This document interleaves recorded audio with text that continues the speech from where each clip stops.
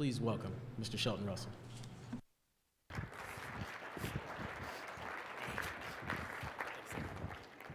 Thank you for that introduction, Lamont. Google is an amazing thing. I know I didn't send all that information, but he found it somehow. People can look you up and have your whole life history before them. But good to be here today. Thank you to Greg for having me, and again, Lamont, the whole ODOT staff for being here today and sharing some great information on paths to prosperity. And then thank you to all the DBE firms who took time out of your schedule today. And Lamont told me you're heavy in the construction season.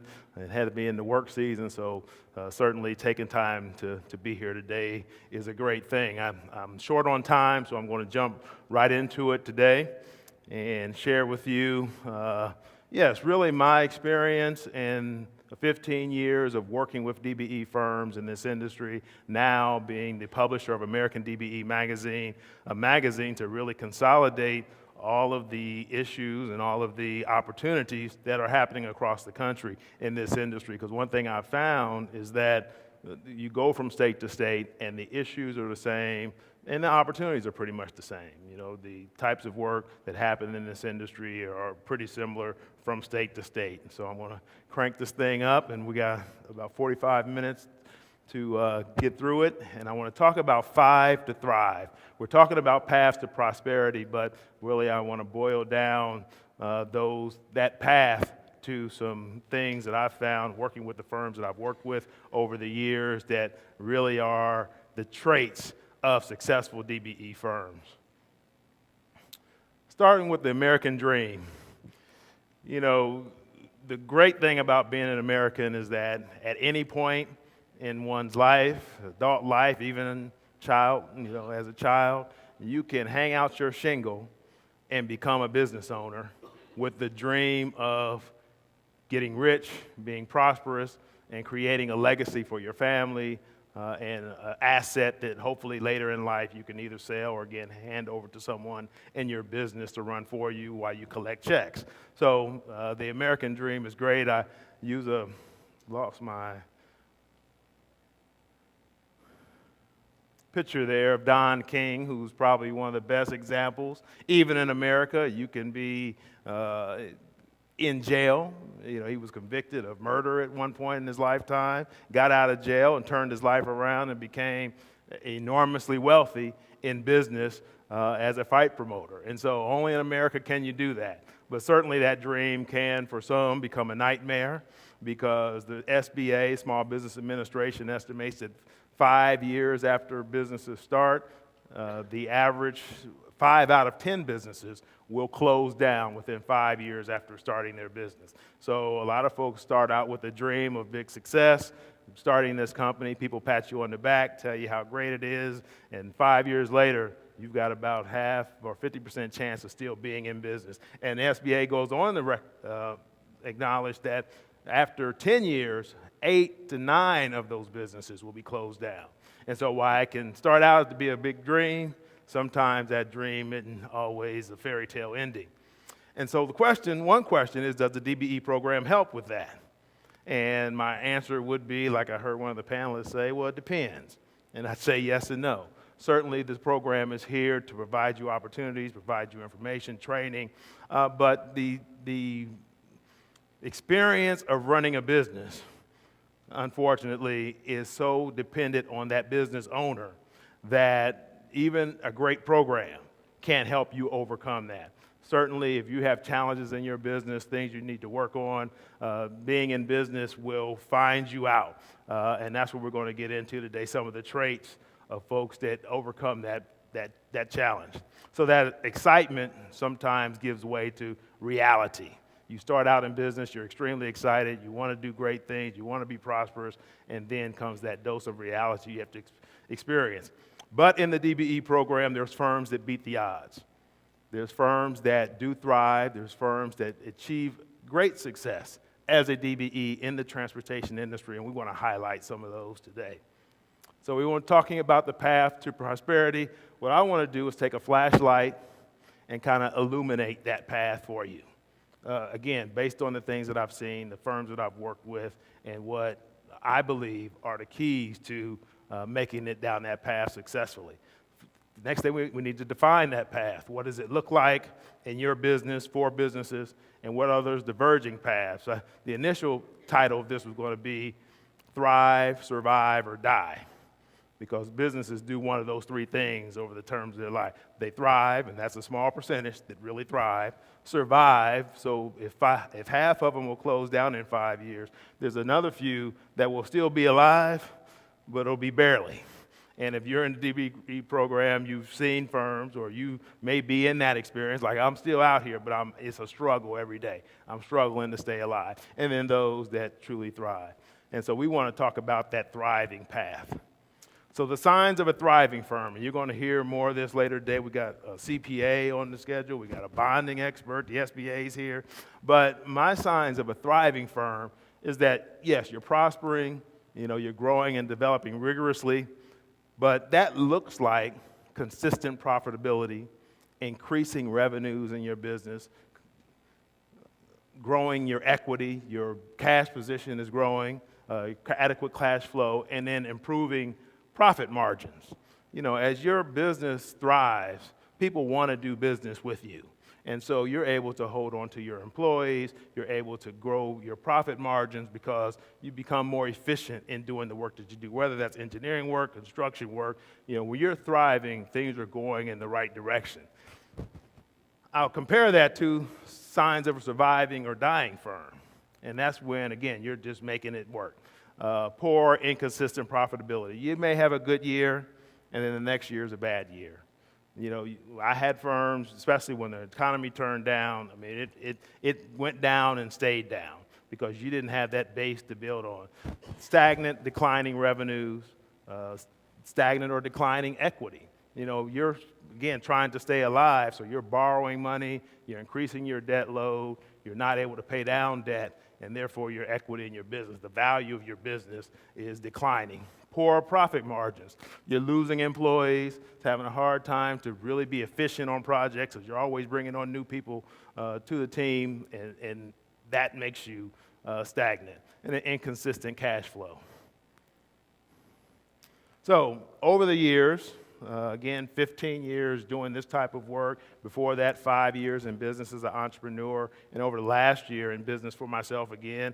And it took me 15 years to get the guts up to do it again. I tell folks that. I got out of business school and started a landscaping firm shortly thereafter. Had 5 great years, and things called El Niños and La Niñas hit in the landscape industry. And, up there you depend a lot on snow plowing for your revenue. We had 2 years back to back, absolutely no snow, droughts in the summer. It was a battle. And so I ended up closing that down and getting into this industry about 15, 16 years ago. And so over this time, bringing that entrepreneurial experience to it, and now being as a development person for DBE firms, really having a microscope on what does it take to be successful in this industry. And so that's what I've been studying. As Lamont mentioned, I've developed a number of different programs to help DBEs thrive, and as someone mentioned earlier today, that's what you do. You're trying to figure out what makes your DBEs, the DBEs that you're working with, successful. And so one of the things that we developed was called Project Legacy, and we were talking about the Federal Highways BOWD program last night, Business Opportunity Workforce Development. In North Carolina, we kind of evolved that program, which was a program to grow capacity. One of the things that we noticed across the country is that DBEs were coming into the program, but they weren't developing the capacity to really become primes. And so we wanted to put together a program that really did that, helped that happen. We did executive training, we did our contractor development programs and those types of things, teaching, bidding, and estimating, and financial management, those types of things. But Project Legacy's goal was to help firms transition from being a sub to being a prime. And so we called it capacity building. And through that process, we discovered 5 key traits for firms that make that transition. We brought 20 firms into a program, worked with them over a 2-year period to really develop that capacity. And I would say that 5 to 6 of them really made that transition. And we want to go into what those 5 brought to the table. I call it the 5 to thrive.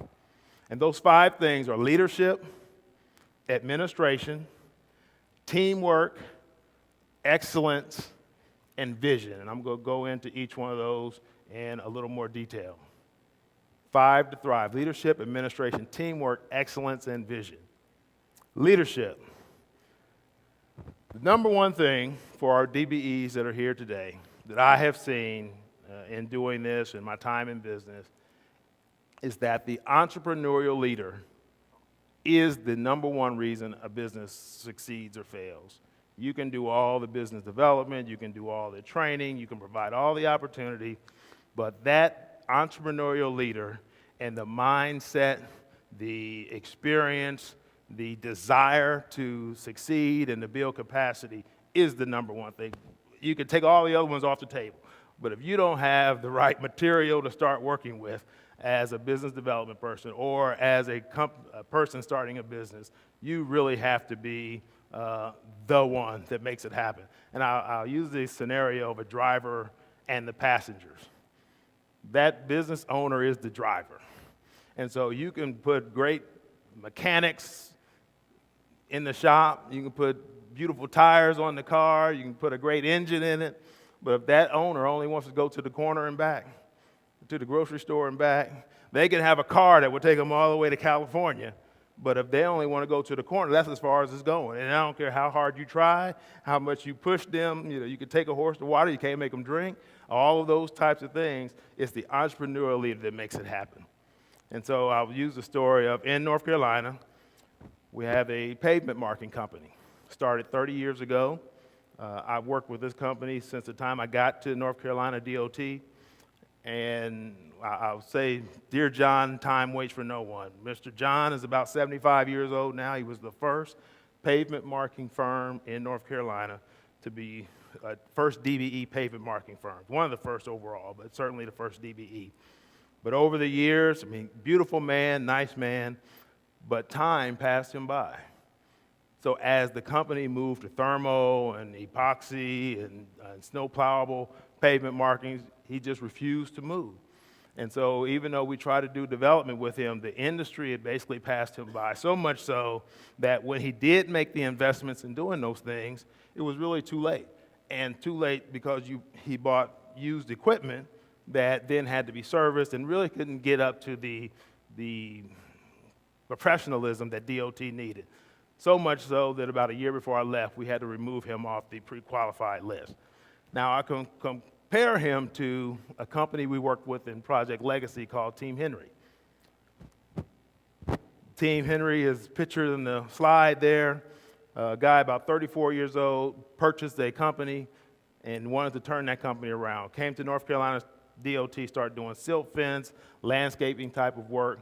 Since that time, he's expanded, become a prime contractor, an 8A firm, is now 2 years running on the inner city 100 list of the fastest growing inner city companies in America. He started less than $1 million in about 2008. Now he's upwards of $12 million a year. And really just because he had the vision, the desire to grow capacity. And so every decision that he made was on how do I find opportunities, how do I access those opportunities, how do I get myself positioned, what investments do I need to make so that I can move forward in that direction. And so he's been enormously successful, and so I'll close this one out by saying thriving or dying depends on you, the business owner. No one else can make it happen. It's the number one trait that I see in businesses that succeed is a business owner that says, I'm going to do whatever I need to do. I'm going to learn whatever I need to learn. I'm going to make whatever moves if I need to go to another state, if I need to look at different industries. Since starting in landscaping, he's expanded into general contracting. He's both a civil highway firm and a general contracting firm. He's done work in Montana, Florida, North Carolina, Virginia, nationwide. He talks about being down in the Everglades and up in Montana doing work. I'm like, how'd you find that? Hey, I'm looking for these opportunities and I'm going after them. The second trait is administration. And probably most of you here are here because you've got someone at your business doing that part of the business while you're away today. Hopefully your business isn't shut down today. But the second trait that I've seen in the companies that really succeed is a solid foundation that they build on. And that solid foundation is building an administrative team that helps you run that business. When you're in the field, they're doing the administration, or if you're doing the administration, you've got folks in the field. Company that we work with, Moffitt Pipe Incorporated out of Raleigh, is owned by Andrea Moffitt, who's pictured there, and that's her brother-in-law, Keith Moffitt. And so she came to the industry as a project manager. They started the business. She was an IT project manager. They formed the company. Now she handles all of the bonding for the company. She handles all the financial management, the HR, hires. She had a 4-person staff. We talked this week, and she's now in the process of hiring her first CFO. But having that administrative foundation to build upon is a key and a trait that I see successful companies have. And so many times I've got a visual there at the bottom of that screen. And if you can see this here, this is the typical firm. And if you can't see that closely, you've got a big circle called the technician circle. That's the person that does the work. And that's typically where a DBE firm starts, or most small businesses. You know how to do something well. Heard Greg mention that. You know how to install concrete. You know how to put in a guardrail. You know how to lay asphalt. You know how to do some type of trade. You know how to do engineering, design, and you know that technical work. So you start a business, and you're doing that business. And this is all, if you've ever read the book, The E-Myth, this goes into it by Michael Gerber. It's one of the great books to read for entrepreneurs. But you got the technician there doing all the work.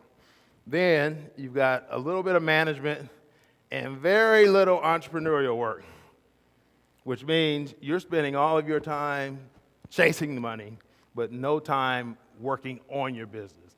He says you have to work, Michael Gerber says you have to work on your business, not in your business. And as a startup, you have to do both, but you've got to begin to shift your business in this direction.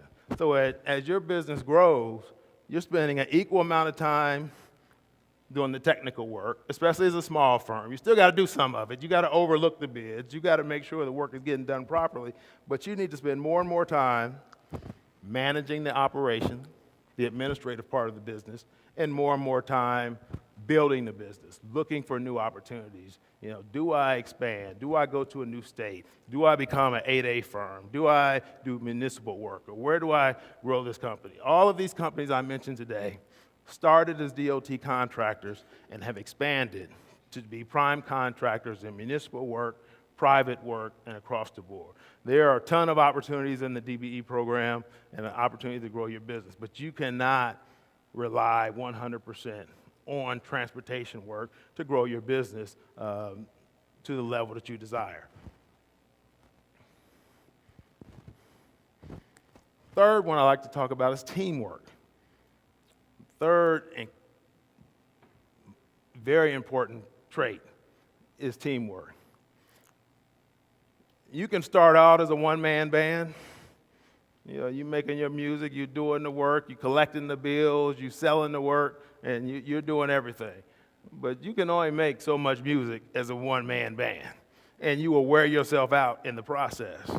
As your business grows and you start talking about becoming a prosperous firm, you got to add some other primetime players to that mix. And you have to add people that you can empower. Firms that I see, even when I see firms go through this phase, they'll add people, but they'll maintain all the control. You know, they'll be in a meeting like this, and we've done a good job here. I haven't seen a lot of people running out to check their phone or looking down and texting and all that, because a lot of times as that business owner grows, he keeps control, or he or she keeps control of everything and doesn't really want to delegate and especially empower those other people to do those areas of business. A company that grows and achieves capacity and really begins to thrive learns that you can't control all aspects, and you have to have people in your business that you can not only delegate, delegate to, but empower to do different things. This company here is another company we work with, Covenant Trucking out of Youngsville, North Carolina. The 4 people pictured there is Joe Jones, the owner, his wife, Wendy, sons, Carlton and Jonathan. Joe got out of the military, bought 1 truck about 10 years ago. Bought a truck, started driving that truck, added another truck. Once he got to about 3 trucks, he started realizing this is a lot to manage. So he brought his wife into the company, Wendy. But not only did he bring her into the company, he empowered her to really run the administrative part of the business. And so now if I call there and I need to talk to something related to the administrative part of the business, she doesn't have to check with Joe to make sure that it's okay. She's empowered to run that part of the business. And that frees Joe up to really focus on growing the company. You know, when we start working with him in Project Legacy, we would tell folks that they need to really get out, begin to market, build relationships, and do that. So since that time, he's joined his local Chamber of Commerce. He just became the president of his local Chamber of Commerce because he has Wendy running the shop. He has his son Carlton, his operations manager. And so now, back to that graph that I showed you, he can spend the appropriate amount of time in the entrepreneurial circle looking at new opportunities, making relationships, being on boards, doing all those things. If he's still in the truck or worried about what the truckers are doing, being out there on a job site, your business can never grow. So having a managerial team is the 3rd trait that I've seen amongst companies that truly thrive, that help them grow and be successful.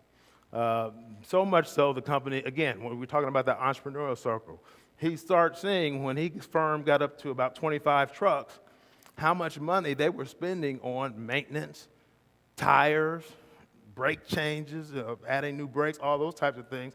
So they bought or started Youngsville Tire and Truck Service. So now, not only do they have their trucking firm, this facility that you see is a new facility they built recently. It's got 3 bays for mechanics, and they have a whole separate business that's now in the truck, tires, and services business. And so again, when you are growing your business and you begin to bring other folks in that you can empower and you can focus on aspects of your business that can lead you to growth and success. 4 is excellence. And we've talked today about all the different training opportunities that are coming in the DBE program that are available to DBE firms. But the firms that I've seen, and this goes back from when I very first started 15 years ago, the firms that I see truly succeed are the ones that eat that up with every opportunity they have. Even if they work 50 hours during the week, when they get a chance to attend training, when they get a chance to learn something new, they want it so bad. They're so hungry for success that they will be there, not only the stuff provided by DOT, but they'll go to stuff on their own. I had one firm, he began to get his MBA. But the pursuit of excellence is what really will turbocharge your thriving as a company. Most of us, and this is across the board in life, we have the goal of being above average. We want to be good and we want to do well, but we really don't want to stick out. Most times. You know, I got 2 sons, and I'm always on them about, you know, don't just shoot to be okay or do pretty good. Try to excel. Do your best to excel. And so the firms that I've seen really do that have that goal of being excellent. All the training they can get, all the ways they can improve their business, they go after that full bear, doing what other people won't. And the picture I have here is a guy, when I was putting this slide together, remembering back to my childhood, there was a guy in our neighborhood, and that's him in the picture. His name was Greg Bell. And I was a football player back then. I wanted to be, matter of fact, my favorite player of all time, you might like this, was Kenny King. I even wore number 30, for y'all to go back with Oklahoma some way. I wore number 33 because of Kenny King all the way through college. But anyway, growing up, this guy was the best athlete probably to ever come out of our neighborhood. That's him as a Los Angeles Rams. But I was getting ready to go off to college to start my football career, and I went over to the neighborhood high school. Middle of July, it's burning up, it's hot, And I'm thinking, I've got to go off in a few weeks, so I've got to get in shape. But it's crazy hot out here. I don't want to do this. But I get to the field, and there's Greg. He doesn't know me from Adam. I'm a few years younger, and so I know who he is because, again, he was a big star. And he's just killing it, running up and down the steps, running the track, running 100-yard sprints. And I'm over there like, man, it's hot out here. So I jog a few laps and do some wind sprints, and I'm like, I'm going home. A couple years later, at that point, Greg was the starting tailback at Notre Dame.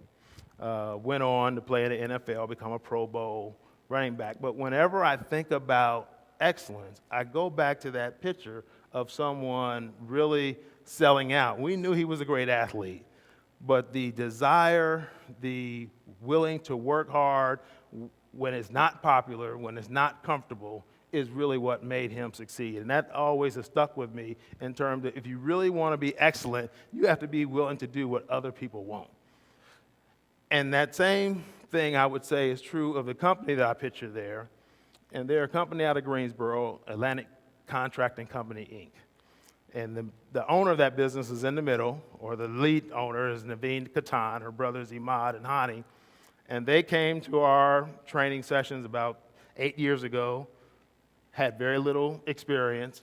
I remember Naveen showing up because she wasn't the typical person that would be in our class. Number one, she was female.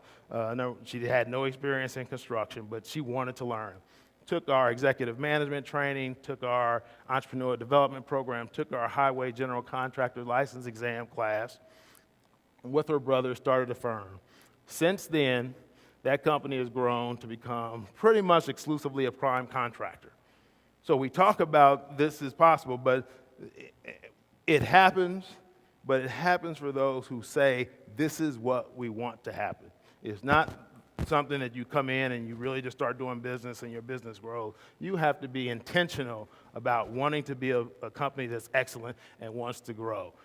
They were performing a prime contract, about a $2 million job in Greensboro, where they had widened the city street. They were doing the paving. The clip there shows them they were doing the backfilling the pavement. The announcer asked her about that. But 5 years ago, they were just a concrete subcontractor at DOT doing sidewalks. I remember when they bought their first curbing machine, man, they thought they had died and just been reincarnated. I mean, it was a beautiful thing. But since then, they've gone on. They're about 65 employees now. They are doing pretty much all prime contracting work. The only subcontracting work they really look at is large concrete jobs in North Carolina through the municipal market or at DOT.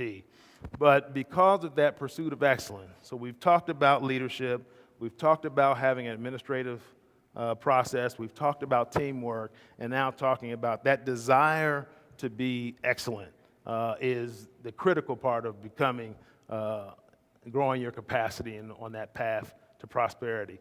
And the last thing I want to talk about is vision. And again, you're going to learn more today. You're going to hear more today from experts in the area of finance and marketing. You have the SBA here and all those types of things. But I'm talking about those things that really are overarching to that.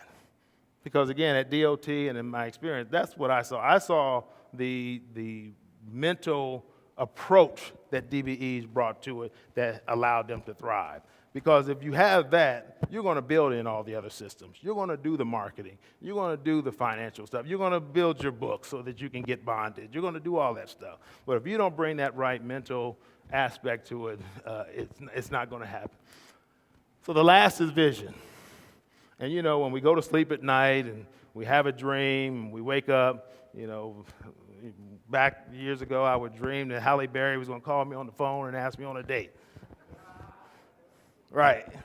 Sound crazy. Then I'd wake up and like, okay, she's got a movie coming out next week. The tickets are $10. I can go sit at the movie theater because reality sits in. Because dreams happen in our subconscious, but visions happen in our conscious reality. And so this company here, Angela Garris Grading and Paving, came to us in Project Legacy. They were a struggling asphalt company. And the reason they were struggling is that they were getting work, but they had to buy all their asphalt from the big prime contractor in the area who had the asphalt plant. And so as we started working with Angela, she said, I really need a way to supply my own asphalt. If I can't supply my own asphalt, I can't grow. Well, up to that point, a DBE firm had never owned an asphalt plant in North Carolina. So the thought that you would buy an asphalt plant was really kind of a foreign vision. She said she's going to do it. She started looking around. Well, first we found out that her books needed to be improved. And so we worked with our supportive services contractor to do QuickBooks, and we got her books in order. She went to her accountant. She started working with the SBA, start looking for an asphalt plant to buy. So she found an asphalt plant in eastern North Carolina on the coast that she could purchase and get a loan for.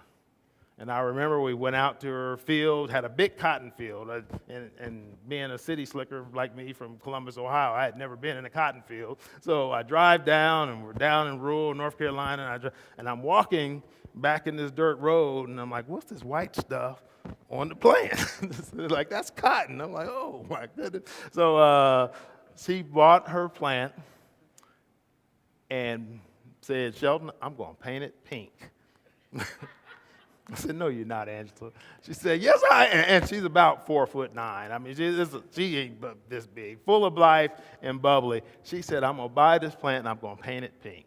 And so what you see there is a person that created her vision into a reality. Because, again, she had the vision, she had a desire to do it. And so there is no limit except for the ones that you put in yourself. In the DBE program, and again, I worked in it for many years, you can see yourself limited by the opportunity. What's the goal? Is there a goal in this project? Is there no goal? But the entrepreneur who says, I'm going to find a way to make it in this business, to grow my company, to succeed, you'll get creative. You might have to start out just doing subcontracting work. But if your mindset and your vision and your desire is to grow beyond that, you'll begin to find opportunities to do work. It is on the business owner. The program can help. There are great opportunities and a great way to grow your business. But if you limit your vision and your scope to that, it'll be a hard time getting to where you want to be. So I want to close because a lot of times what holds people back and really having that vision is knowing what the future holds. If you've got a business and it's doing some work and you're making some money, it's hard to make those investment decisions. It's hard to really see yourself changing up what you're doing.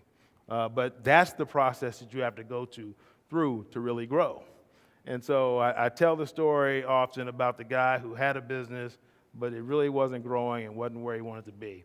And he thought to himself, he's like, if I could get a hold of a crystal ball that I could look into and just really know the future, that would help me make some better decisions or make the right decisions to go in my business. I mean, if you've got money invested and you want to add another employee or you want to diversify, you want to buy another business, you've got some tough decisions to make. And he was looking for some help in that way. So he thought of an old man who had been extremely successful that he could go to.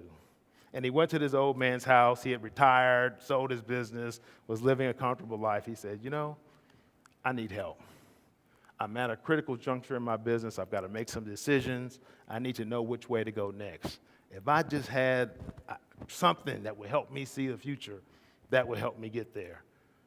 He said, I don't have a crystal ball for you, but what I can tell you is what I've used over the years to help me succeed. And he went to the back and got a piece of paper and he wrote down an equation. And that's the equation you see there. F equals B times T times A squared.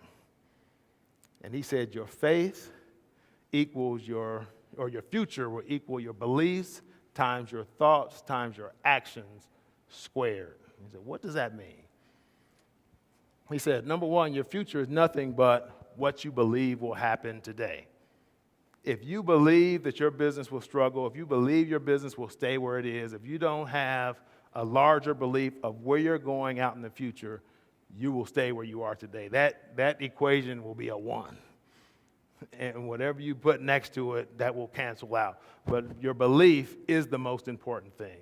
Second is your thoughts. What you allow yourself to think on, prepare for, meditate on, study. It's the amount of effort and work that you spend in preparing your mind to become what you see yourself being in the future. It's your thoughts. And the final piece of that is your actions. That's the A in the equation. And we square that because it's exponentially more important. Yes, you can believe you can achieve it. You can believe that your business can grow and succeed, and you can become as prosperous as you would like. You can prepare. You can do all the studying and training, planning that you want, but you've got to put that into action. And young man, this is what the old man said, if you do those things, you don't have to worry about what the future will hold because things will work themselves out. There will be setbacks, there will be pitfalls, there will be challenges, but you will overcome those things and achieve the future you desire. So as I close, I'm out of time. There are 5 things that you can do in your business to thrive. Number 1, entrepreneurial leadership. Again, really look at where you are as the entrepreneurial leader of the company and think, are you doing the things today? Are you making the decisions today? Are you looking at the strategies in the future that can help you to grow? Second, look at your administration. Do you have the framework, the foundation in place that you can build upon in the future to grow? Third is, and it's connected to number 2, that teamwork. Are you building a team of folks that you can delegate and empower to allow your business to grow? Again, you can't do it. One thing, the mistake I made 15 years ago or 20 years ago when I started a company is I was that one-man band, and I didn't make that shift. And so I was 30 years old at the time. I said, I'm going to do this. But without having that management team, I ran myself silly, right? And you will do that as an entrepreneur if you don't have people around you that you can build up and empower. Third or fourth is excellence. Again, putting those people, having the desire to be the absolute best at what you do. And fifth is having a vision for where you want to take that company today and in the future, and then putting that vision in place. And so good luck on your path to prosperity. I'll see you there. I'm on my way. That's my magazine in front of you, American DBE magazine. I talked a little bit about it before. Not only do we do that, we do some consulting work. I actually just came back from the Philippines not too long ago doing work. I never thought I'd be doing international work, but I am now. But again, it's that vision to grow and do great things. But I will see you on that path. Best of luck to you and your conference, and get ready for some great presenters the rest of the day, giving you some great technical information in the financial realm, the bonding realm, even in HR that will really help your business grow and prosper. Thank you very much.